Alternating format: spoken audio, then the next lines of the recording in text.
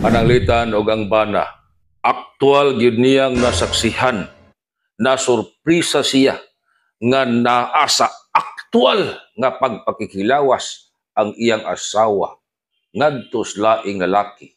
Og tungod sa kakalit, og tungod sa grabing kasuko sa bana, iyang napatay ang iyang asawa.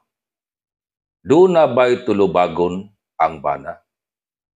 Ningon ang atoang Revised Penal Code, ubos sa Article 247.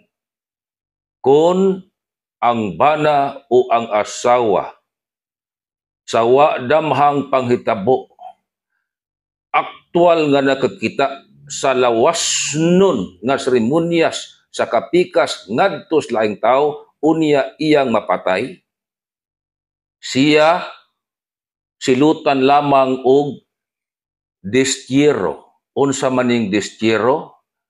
Ipalayo lang siya anang lugar. Dili siya prisuhon apan peligro na og mahitabo. Kay pasakaan pagka og kaso sa dili pa ma-apply ang maong matang sa depensa.